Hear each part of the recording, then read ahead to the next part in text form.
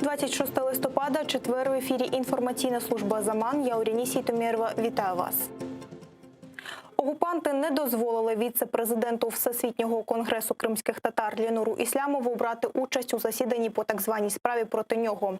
Ісламова судять заочно, тому він через свого адвоката Миколу Полозова відправив попередньо зроблений відеозапис, де висловив свою позицію по справі. Окупанти, незважаючи на вимоги адвоката, навідріз відмовились розглядати такий формат участі у так званому засіданні. Нагадаємо, окупанти звинувачують віце-президента Всесвітнього конгресу кримських татар Ленура Ісламова в нібито організації незаконного збройного формування, здійсненні диверсійних дій, а також закидають публічні заклики до здійснення екстремістської діяльності. Блокировали опоры, мы это не скрывали, абсолютно. Подрывали опоры, это вы. Это вы подрывали вообще веру в то, что называется человечеством, создание незаконного вооруженного формирования. Гражданское формирование «Аскер» создано по закону Украины и на территории Украины. Все уставы, все документы у нас имеются и присутствуют.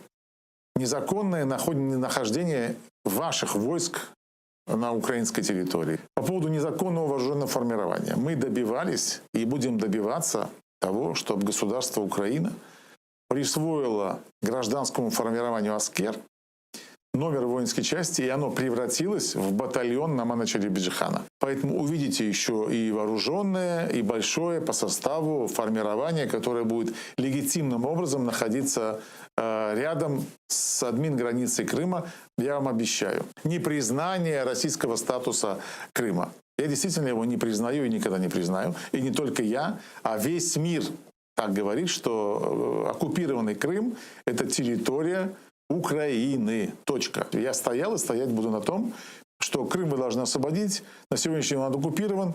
И если нужно будет, мы все положим головы, но вас там не будет.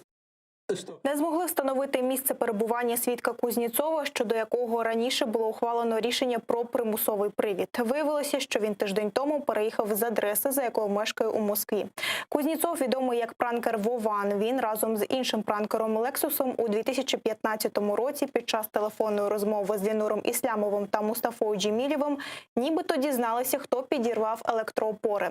Через відсутність пранкера по відеозв'язку допитали іншого свідка Рустема Ільясова, який наразі в російській колонії за іншою кримінальною справою.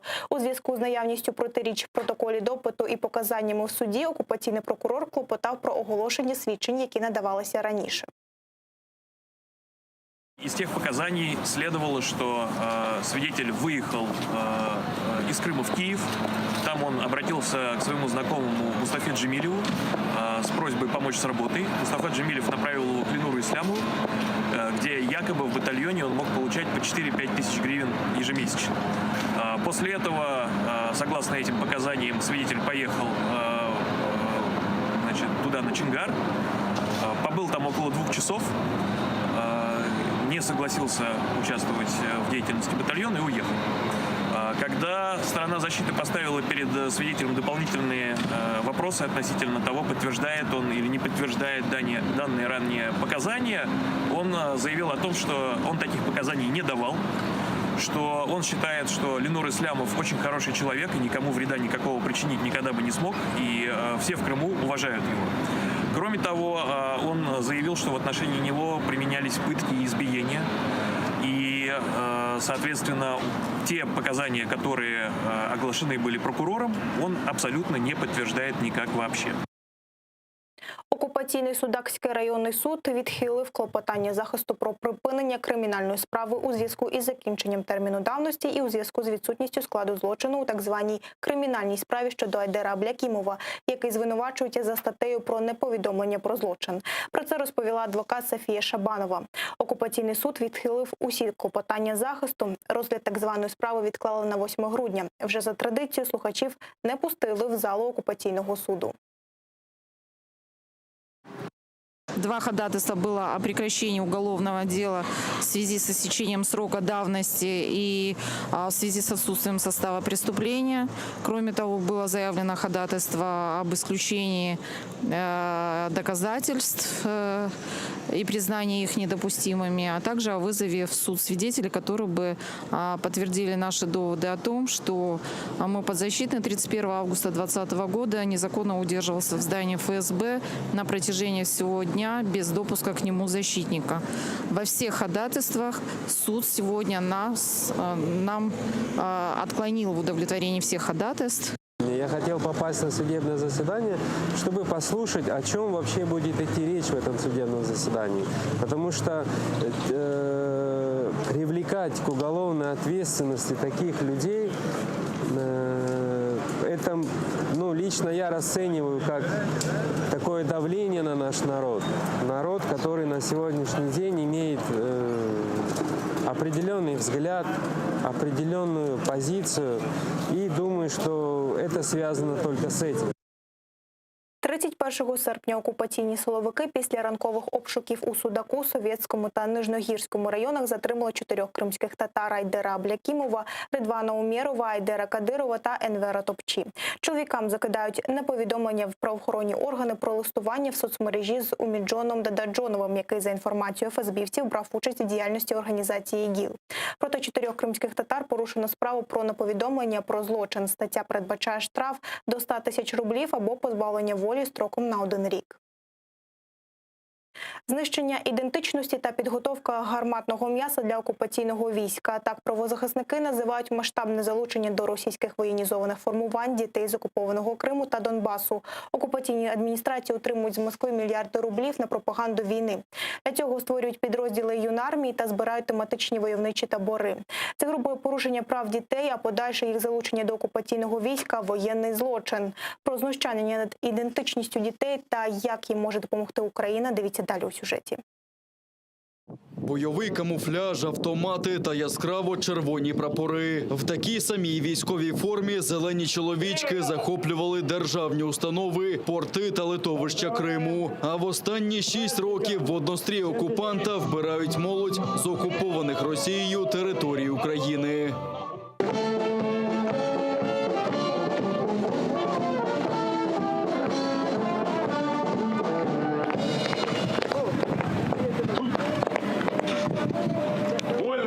А це Сімферополь. Юнаки в блакитних беретах російських десантників змагаються у влучності стрільби.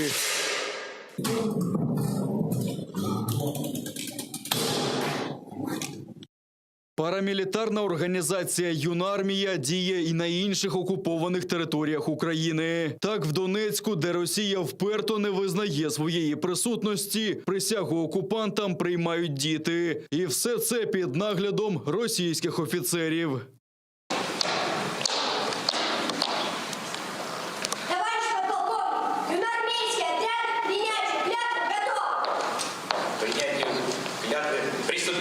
Все це грубі порушення Конвенції про права дітей, кажуть фахівці Кримської правозахисної групи. Стаття 38 гарантує додержання прав дітей з окупованих територій, а держава-окупант не може залучати їх до пропаганди війни та зневаги до міжнародного права. Росія повністю цим нехтує, і вона виховує в дітях таке позитивне сприйняття акту агресії і окупації. І вони кажуть, що це перемога, що це досягнення. І на це теж виділяються величезні кошти в бюджетах всіх рівнів. На цю зміну ідентичності проводять на цю зміну ідентичності і пропагування акту окупації як чогось такого доброго і хорошого. Мета юнармії, військових таборів та інших парамілітарних організацій в майбутньому поставити під рушницю молодь. Таким чином вирощують майбутнє гарматне м'ясо окупаційного війська, кажуть правозахисники. Всі ці гуртки та організації ставлять у приклад російську армію, а правозахисники помітили, що збори найбільше проводять в районі базування окупаційних сил в Джанкої та Севастополі. Все це потребує колосальних коштів, а на наступні 5 років в російському бюджеті передбачено 1,5 мільярда рублів на пропаганду війни в Криму. Тільки на пропагування служби в армії держави-окупанта тільки в одному місті Ялта за 1 рік витрачено 1 мільйон рублів. А Таких, і це тільки грант від президента Росії одній громадській організації. Мільйонні бюджети виділяються на міністерство, так зване Міністерство спорту Криму, Міністерство освіти Криму, на те, щоб проводити ці всі мілітаристські заходи, якісь спартакіади, розвивати ці воєнно-прикладні види спорту, які, в принципі, заключаються в тому, щоб дитина вчилася ходити строєм, носити форму і розбирати автомат Калашникова. На злам свідомості та ідентичності працює вся освітня машина окупаційної влади. Військові гуртки у школах, юнармія, інші організації щороку рекрутують сотні юних кримчан. А за них може і має боротися Україна, каже голова освітнього центру «Альменда» Валентина Потапова. Є привабливі умови для вступу, але має бути більше освітніх онлайн-курсів та програм. Валентина Потапова також пропонує автоматично замінювати шкільні документи, видані в окупації, на українські, щоб таким дітям було простіше інтегруватися. Чи може дитина, яка не хоче вступати, отримати за спрощеною системою такий документ? Ні, не може. Чи можна вирішити це питання? Так, можна. Механізм, який існує, його можна поширити на всіх дітей, які хочуть і бачать себе з Україною і бачать своє майбутнє в Україні. А ті, хто залучав дітей до войовничих організацій та організовував злочинний призов до війська окупанта, мають бути покарані, кажуть правозахисники. Це має стати елементом у стратегії України щодо звільнення окупованих територій. А до того часу необхідно ініціювати окремий пакет міжнародних санкцій про мілітаризацію окупованого Криму та Донбасу. Вони мають бути як секторальними, так і персональними, щоб кожен причетний до таких злочинів знав, що йому доведеться за це відповідати. Владислав Стужук, Заман, АТР.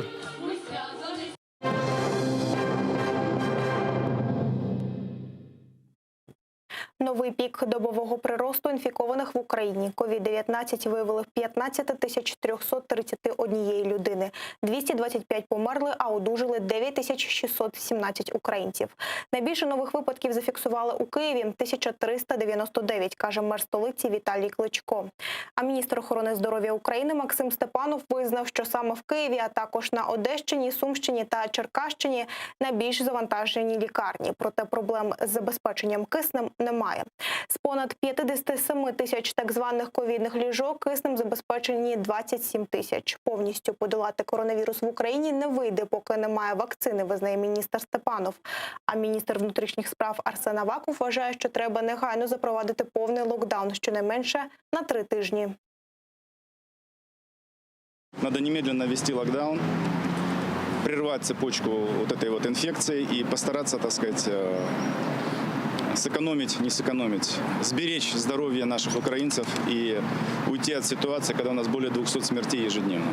Не нужно об этом прятаться за политическими лозунгами или за какими-то удобными формулировками, потому что речь идет о очень системных, больших рисках для здоровья наших людей. А в окупованому Криму вчора зафіксували 292 нових випадки COVID-19. Ще 9 людей померли внаслідок хвороби на півострові. Принаймні такі дані наводить окупаційна влада. Після стрімкого зростання кількості хворих на південному узбережжі, спровокованого російськими туристами, новий осередок заражень перемістився до Сімферополя. Це визнає окупаційний санітарний лікар Криму Наталія Піньковська. До столиці півострова навіть перекидають бригади медиків з інших районів, оскільки в Сімферополі фіксують ледь не половину всіх кримських випадків COVID-19. Більше тижня в нелюдських умовах з температурою і кашлем незаконно засудженого фігуранта 2-ї сімферопольської групи у так званій справі про тероризм Теймура Абдулаєва діагностували COVID-19. Про це повідомила мати бранця Діляра Абдулаєва. Минулого тижня йому стало зле в російській колонії, піднялася температура, з'явилася слабкість та кашель. Але бранцю не лише не надали медичну допомогу, його з невідомих причин відправили до штрафного ізолятора. Там Абдулаєв не має навіть гарячої води та страждає від підвищеної температури та кашлю. Завтра спливає 10-денний термін перебування в ШІЗО, тому є надія, що його переведуть до санітарної частини, каже Діляра Абдулаєва. Тест на COVID-19 подтвердился. Я в замешательстве. Жутко представить, с такой смертельной болезнью и в ШИЗО. Это преступление. Больной коронавирусом вместо оказания срочной неотложной медицинской помощи со всеми симптомами этой страшной болезни выдворяется в ШИЗО на 10 суток, где отсутствуют элементарные человеческие условия. Как собака выброшен умирать.